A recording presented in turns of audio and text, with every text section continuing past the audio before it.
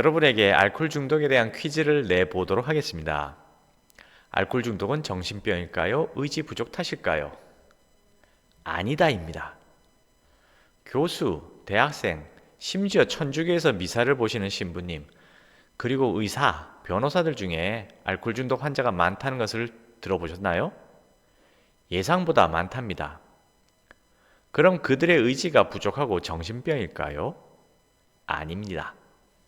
오히려 일반인들보다 훨씬 의지가 강하며 종교적인 신앙심도 강한 분들입니다. 즉, 여러분은 거짓말에 속으셨던 겁니다. 진실은 알러지입니다. 태어날 때 부모로부터 물려받은 유전자가 알코올 알러지 체질인데 그걸 모르고 오랜 세월 미사 보실 때마다 포도주를 조금씩 드셨기에 자신도 모르게 알러지에 의한 부작용이 뇌에 발생한 것입니다. 의사나 법률가들은 원래 술자리가 워낙 많은 직종이라 마시기 싫어도 어쩔 수 없이 마시다가 알코올 알러지에 의해 중독에 빠지게 되는 거죠. 그런데도 많은 사람들은 왜 약도 없다, 치료법도 없다, 오직 혼자 의지만으로 버텨야 한다고 가르칠까요? 두 가지 경우가 있습니다.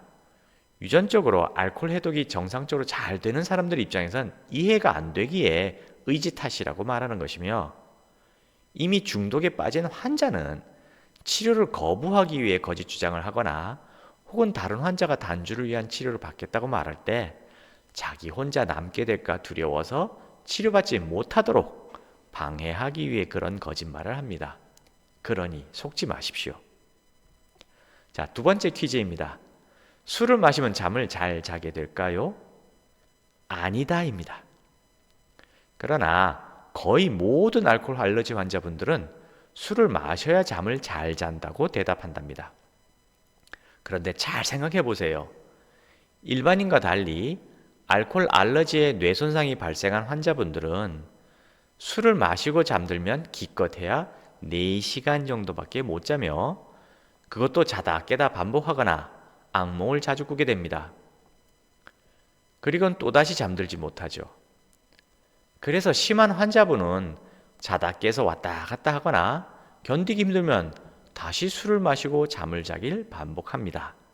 반면에 알코올 해독 한약을 복용하면서 술을 1, 2주만 끊어도 8시간씩 통잠을 자게 되며 나쁜 꿈도 꾸지 않게 됩니다. 심지어 점심 먹고 나면 너무 졸려서 낮잠도 자야 한다고 합니다. 아침에 일어날 때는 오랜만에 꿀잠을 잤다고 하면서 일어나죠. 또 어떤 환자는 저녁 9시 뉴스를 다 못 보고 잔다고 말하는 경우가 많습니다. 대신 역시 일찍 일어나게 되죠. 이렇게 8시간 이상 푹 자게 됩니다. 자, 그럼 술을 마셔서 잠을 잘 잔 건가요? 술을 끊어서 잠을 잘 잔 건가요? 대부분의 환자분들이 이걸 판단 못 하시더라고요. 곰곰이 반복해서 생각해 보십시오. 자, 세 번째 질문입니다. 술을 줄일 수 있을까요? 아닙니다. 바닷물을 마시면 갈증이 더 심해지는 것 아시죠? 이와 똑같습니다. 술과 마약은 이와 똑같아서 마시면 마실수록 갈망감과 금단 현상이 심해지기에 더 깊은 중독과 나락으로 떨어지게 된답니다. 그런데 말입니다. 줄인다는 것은 마시는 것일까요? 마시지 않는 것일까요? 빨리 대답해 보십시오. 헷갈리시죠? 마시는 겁니다. 줄여서 마신 단 한 잔의 술도 마신 겁니다. 바닷물 마시기와 같아서 그 한 잔이 더 강력한 갈증과 갈망감을 유도합니다. 그러면 어쩔 수 없이 또 2잔을 마셔야 하는 겁니다. 그렇게 3잔, 반병, 1병, 2병 이렇게 필름이 끊겨서 기절할 때까지 갈망감에 무너지게 되는 것이죠. 물은 적당히 마시면 갈증이 사라지죠. 계속 물을 더 먹으라 해도 못 먹습니다. 하지만 술은 그렇지 않습니다. 알코올 알러지 환자분들은 마실수록 갈증과 갈망감이 더 심해져서 쓰러질 때까지 먹을 수밖에 없답니다. 일반인들은 그렇지가 않습니다. 이게 차이죠. 그런데 왜 의사들은 수면제, 진정제, 항우울제를 먹으면서 천천히 줄여보자 라고 말하는 걸까요? 이유는 여러분들이 찬찬히 생각해 보시면 알 겁니다. 네 번째 퀴즈. 딱 한 잔은 괜찮아. 한 잔만 먹어. 과연 맞을까요? 아니다입니다. 딱 한 잔은 괜찮아 라는 말은 너가 이 한 잔을 마시는 순간 오늘 술값은 너가 다 내게 될 거야. 오늘 밤 나랑 끝까지 달리게 될 것이다. 이런 뜻입니다. 마시지 말고 한 잔만 받아놔 라는 말은 술자리 끝나기 전에 언젠가 그 한 잔을 마시게 될 거야. 그 순간부터 넌 끝이야 라는 뜻입니다. 당신을 지옥으로 끌고 들어가기 위한 마지막 결정타가 바로 이 말입니다. 알러지는 원인 물질의 양이 많고 적음에 관여하지 않습니다. 아주 극미량만으로도 사람이 죽을 수 있는 게 알러지입니다. 알코올 알러지는 단 한 잔이면 충분합니다. 자, 마지막 다섯 번째 퀴즈. 운동으로 땀을 내면 술독이 빠진다? 진짜인가요? 아닙니다. 인체의 독소 배출은 대소변과 땀구멍으로 대부분을 해결합니다. 알코올은 땀으로 해결하는 것은 거의 없고 대부분 대소변으로 해결이 됩니다. 따라서 사우나를 하거나 운동을 해서 땀을 낸다고 알코올 독성이 해독되는 것은 아닙니다. 운동으로 술독이 빠진다는 말은 초기 환자들이 주로 하는 말로서 자신의 두려움을 어떻게 해서라도 해결하고자 노력하는 안쓰러운 모습이며 자기 자신을 속이는 행위입니다.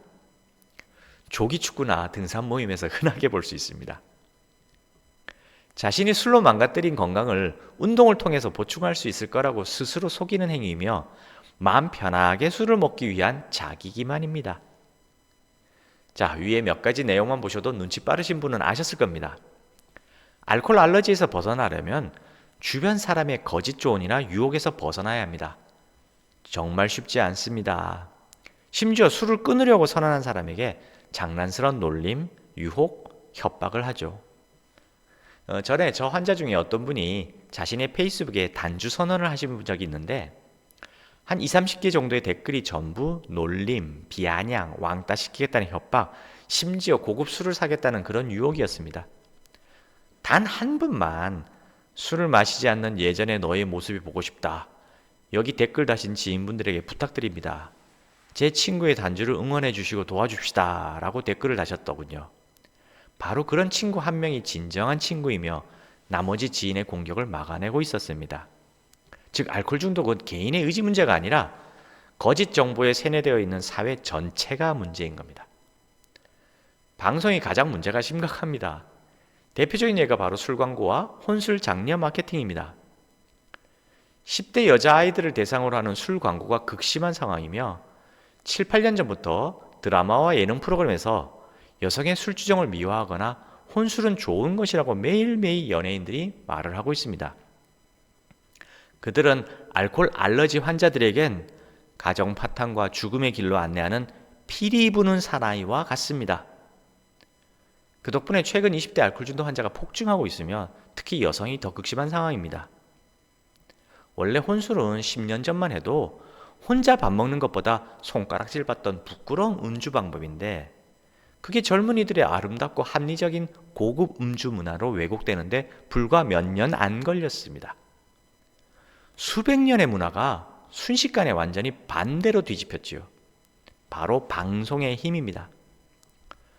국가가 나서서 방송을 정화하고 잘못된 음주 문화를 바꾸기 위한 공익방송을 계속 내보내야만 해결될 문제이지 개인의 의지 탓으로 돌린다고 방법은 없습니다.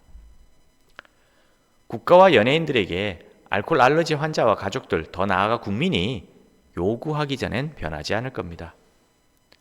방송이 스스로 변할 리는 없습니다. 더 이상 억울하게 속아서 주머니를 털리고 건강을 망치고 인생을 송두리째 쓰레기통에 처박지 마십시오. 감사합니다.